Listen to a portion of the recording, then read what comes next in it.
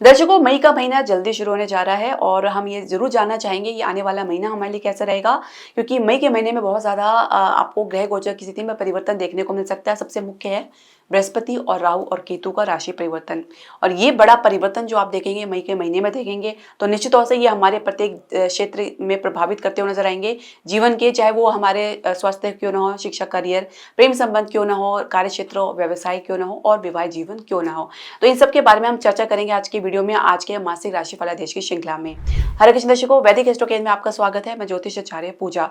तो हमने अब तक आपको 5 राशियों के बारे में अलग अलग वीडियो में बता चुके हैं और यदि आपका कोई मिस हो गया है तो प्लेलिस्ट में देख सकते हैं। आज की इस वीडियो में चर्चा करेंगे हमारी छठी राशि कन्या राशि के बारे में, यानी उनके लिए आने वाला जो मई का महीना है वो कैसे रहेगा, क्या प्रभाव आपको अपने जीवन में देखने को मिलेगा। तो चर्चा के साथ साथ हम आपको उपाय भी बताएंगे, तो वीडियो के अंत तक जरूर बने रहे। तो कन्या राशि वाले अपने लगन या जन्म राशि के अनुसार देख सकते हैं जो ग्रह गोचर की स्थिति बनने जा रही है वो इस प्रकार है। अब लग्नेश बुध आपके सप्तम भाव में गोचर कर रहे हैं लंबे समय से नीच अवस्था में। यहाँ पे नीच भंग भी हो रहा है। यहाँ पे बुध के साथ जो अन्य ग्रह भी, जिसमें राहु है, शुक्र है और शनि है। शनि के साथ राहु यहाँ पे श्रापित योग का निर्माण कर रहे हैं। इसके अलावा सूर्य आपके अष्टम भाव में उच्च अवस्था में गोचर कर रहे हैं। बृहस्पति आपके नवम भाव में गोचर कर रहे हैं वृषभ राशि में। मंगल आपके जो है एकादश भाव में गोचर कर रहे हैं नीच अवस्था में। केतु आपके लगन में ही गोचर कर रहे हैं। अब कुछ परिवर्तन देखेंगे। जो शुरुआत होगी परिवर्तन की वह 7 मई से होगी, जहाँ पे बुध मेष राशि में प्रवेश करेंगे, आपके अष्टम भाव में आ जाएंगे। आपके लग्नेश यहाँ पे सूर्य के साथ इनकी युति रहेगी। बृहस्पति 14 मई को मिथुन राशि में प्रवेश करेंगे, यानी आपके दशम भाव में आ जाएंगे बृहस्पति वृषभ राशि से निकलकर। सूर्य जो है 15 मई को राशि परिवर्तन करेंगे और वृषभ राशि में प्रवेश कर जाएंगे, अष्टम भाव से निकल के नवम भाव में आ जाएंगे। अब उसके बाद राहु की बारी आएगी और केतु की बारी आएगी। 18 मई को राहु राशि परिवर्तन करेंगे, कुंभ राशि में जाएंगे और केतु सिंह राशि में जाएंगे।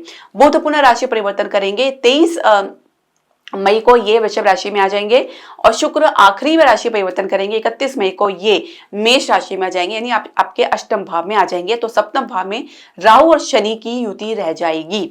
अब ये जो परिणाम आपको अपने जीवन में देखने को मिलेगा, थोड़ा सा आपको सावधान रहने की आवश्यकता है, क्योंकि हर कुंडली में काल सर्प का योग का निर्माण हो रहा है, श्रापित योग का निर्माण हो रहा है। 18 मई तक आपको सावधान रहने की आवश्यकता है। उसके बाद थोड़ा आपको इससे राहत देखने को मिलेगा।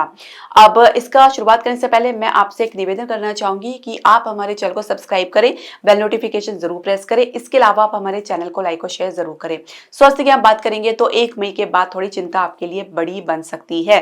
माफ कीजिए, 18 मई के बाद थोड़ी चिंता आपके लिए बड़ी बन सकती है, क्योंकि यहाँ पे जो है जो राहु आपके छठे भाव में आ जाएंगे। हालांकि यहाँ पे बैठ के राहु आपको अगर कुछ स्वास्थ्य संबंधी समस्या देंगे तो उसे बाहर भी निकालेंगे, क्योंकि यहाँ के कारक भाव माने गए हैं। राहु 3, 6, 11 में अच्छा रिजल्ट भी देते हैं।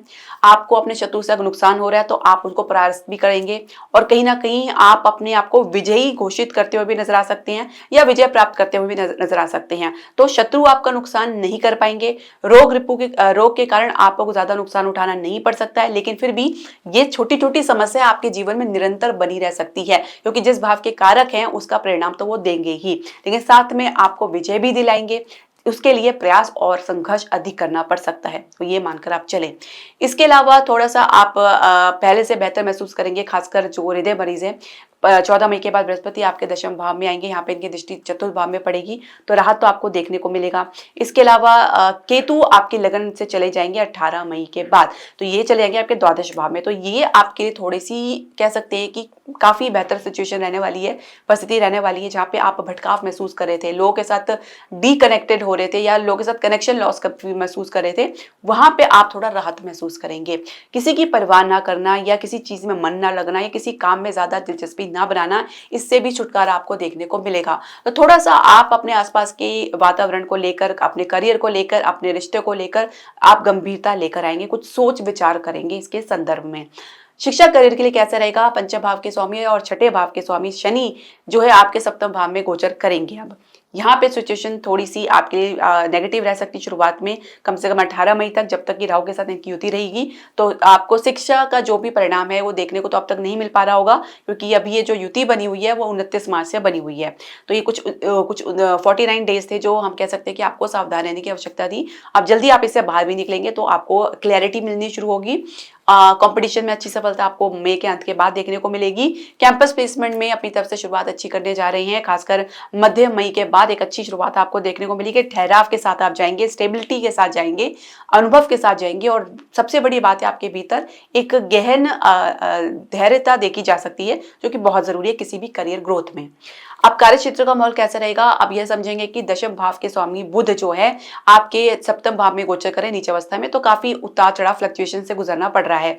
अब जो बुध है 7 मई को आपके अष्टम भाव में आ जाएंगे, रात तो देखेंगे पर 7 मई को अष्टम भाव में आने की वजह से कहीं ना कहीं ये एक अच्छी सिचुएशन बनती हुई नजर नहीं आएगी। अष्टम भाव अच्छा भाव नहीं माना गया है, तो करियर को लेके कुछ ब्रेक देख सकते हैं, कुछ बड़ा स्टॉपेज देख सकते हैं, या कह सकते हैं कि कुछ बदलाव देख सकते हैं करियर में, ये भी संभावना बनी हुई है।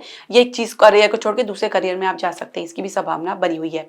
हीलिंग में आपकी जो पावर है, आपकी जो सोच है वो बढ़ेगी, लोग आपके साथ कनेक्ट होना पसंद करेंगे। अब उसके बाद अगर हम समझे तो ग्रोथ के लिए, प्रमोशन के लिए प्रयास करें तो कहीं ना कहीं एनर्जी आपको अपनी एक हाई बना के चलनी होगी। हाई एनर्जी से मतलब एक बैलेंस एनर्जी बना के चलना होगा और अपने आप को पॉजिटिव सोच से पॉजिटिव सोच में रखना होगा। नेगेटिव सोच से काम नहीं बन पाएगा, कहीं ना कहीं इसके कारण कुछ गलत प्रतिक्रिया दे सकते हैं, क्योंकि मंगल यहाँ पे एकादश भाव में गोचर कर रहे हैं और मंगल यहाँ पे बैठकर आपके तृतीय भाव में दृष्टि डालेंगे, जो आपकी वाणी का भाव है। तो कहीं ना कहीं किसी की बातों में आके प्रभावित होकर आप कुछ न्यूनता अधिकता कर सकते हैं या कुछ प्रतिक्रिया दे सकते हैं, जो आपके करियर के लिए जो है नुकसानदायक साबित हो सकती है। तो ऐसे में आपको सावधानी बरतनी है। लाभ के लिए थोड़ा सा आपको इंतजार करना पड़ सकता है, या अपेक्षित लाभ नहीं मिल पाएगा, जिसकी वजह से कुछ झुंझलाहट या फ्रस्ट्रेशन देखा जा सकता है। इसके अलावा अगर हम समझे नई नौकरी का प्रयास कर रहे हैं तो अभी आपको सफलता जो है मई के अंत तक ही आपको देखने को मिलेगा। व्यवसाय बिजनेस के लिए कैसा रहेगा, तो बहुत ज्यादा एनर्जी आपके सप्तम भाव में एकत्रित हो रही है। अब यह एनर्जी काफी नेगेटिव भी बनी हुई है, जहां पे पॉजिटिव चलता आ रहा था वहां पे नेगेटिविटी आपको देखने को मिलेगी। एक तो केतु ने लगन भाव में बैठ के सारा काम खराब कर रखा है और ऊपर से राहु शनि की युति सप्तम भाव में भी काफी लंबे समय से आपको इसमें नुकसान देखने को मिल रहा है, स्टकनेस देखने को मिल रहा है, एक ठहराव की कमी महसूस कर रहे हैं। काम शुरुआत होने से पहले ही कह सकते हैं कि आप हार मानते हुए नजर आ सकते हैं। तो ये 18 मई के बाद काफी सिचुएशन परिवर्तित होती नजर आएगी। शनि यहाँ पे अकेले रहेंगे, थोड़ा संघर्ष की स्थिति देखने को मिलेगी, पर शनि आपको व्यवसाय में आप काफी अच्छी गति भी देंगे, साथ ही एक ठहराव भी देंगे। तो 18 मई तक थोड़ा सा आपको और झेलना होगा। इसके अलावा फाइनेंशियल सेक्टर में थोड़ा फ्लक्चुएशन से गुजरना पड़ सकता है और शेयर मार्केट, रियल एस्टेट में आपको लाभ की स्थिति देखने को मिलेगी। और जो शुक्र है उच्च अवस्था में रहेंगे, शाप योग से मुक्त हो जाएंगे। तो शनि और शुक्र की युति आपकी सप्तम भाव में रहेगी लगभग 31 मई तक। उसके बाद शनि शुक्र आपके अष्टम भाव में आ जाएंगे, तो अब शनि अकेले ही रहेंगे। तो शेयर मार्केट में जो अगर आप निवेश करना चाह रही हैं तो 18 मई के बाद ही कुछ सोचें, उससे पहले कहीं पे भी कोई निवेश करने का प्लान ना करें तो बेहतर रहेगा। इसके अलावा हम बात करेंगे आपके प्रेम संबंध की। तो प्रेम संबंध की अगर हम बात की तो एक लाइन में समझा सकते हैं कि विवाह आपके लिए एक बुरा सपना साबित हो सकता है। विवाह की जल्दबाजी ना दिखाएं तो बेहतर रहेगा। विवाह होने के बाद भी स्थिति में आपको कुछ खास परिवर्तन देखने को नहीं मिल पाएगा। और अगर आपका विवाह पहले से हो चुका है तो कहीं ना कहीं आप और आपके जीवन साथी के बीच में बहुत ज्यादा एक डिस्टेंस देखा जा सकता है, गलतफहमी देखी जा सकती है। साथ ही एक दूसरे को ब्लेम करते हुए नजर आ सकते हैं। सुख एक दूसरे से जो मिलता है वो उसमें काफी कमी आपको देखने को मिलेगी। 18 मई के बाद जो राहु है आपके छठे भाव में आ जाएंगे और शनि शुक्र की युति आपको काफी राहत देगी। सिर्फ 18 मई तक आपको इसे और देखना है। इसके अलावा जीवन साथी की अगर संबंध की हम बात करें तो उसमें भी कुछ इस प्रकार की संभावनाएं देखी जा सकती है। 18 मई तक आपको इंतजार करना है, उसके बाद की स्थिति आपके लिए सही रहेगी। कुछ आपकी गलतफहमियां दूर होगी, कुछ अकेलेपन से आप बाहर भी निकलेंगे, तो ये भी आपको देखने को मिलेगा। और संतान के लिए प्रयास कर रहे हैं तो उसके अगर हम बात करें तो आप वैसे तो स्थिति थोड़ी सी आपके पक्ष में बनी हुई है, पूर्णतः बनने में समय लगेगा। पूरी तरह 100% अगर हम कहें तो 18 मई के बाद ही कुछ आपको देखने को मिल सकता है। जाप दान आप इसे जरूर कंटिन्यू करते रहें अगर आप चाहते हैं कि आप संतान का सुख प्राप्त करें। संतान से जो आपको अवरोध, असंतोष देखने को मिल रहा है वो भी मई के अंत तक धीरे धीरे खत्म होता हुआ नजर आएगा। तो थोड़ा यह परिवर्तन आपको देखने को मिलेगा। और इसके अलावा उपाय की हम बात कर लेते हैं तो उपाय में आपको बहुत सिंपल उपाय करना है। आपको अपने जो है लग्नेश को और सप्तमेश को मजबूती देनी है। तो बृहस्पति के लिए, हालांकि बृहस्पति आपके दशम भाव में गोचर करेंगे तो बृहस्पति के लिए आप चाहे तो विष्णु सहस्त्र नाम का पाठ हर बृहस्पतिवार को कर सकती हैं। और लग्नेश के लिए आप गाय को हरा चारा हर बुधवार को जरूर खिलाएं। बहुत ही बढ़िया उपाय है और इसे मैं हर बार कहती हूँ ताकि आप इसे याद रखें और उसको करना बिल्कुल ना भूलें। तो दर्शकों, आपके जो भी प्रश्न, सजेशन या क्वेरी आप हमारे कमेंट बॉक्स में जरूर डालें। हरे कृष्णा।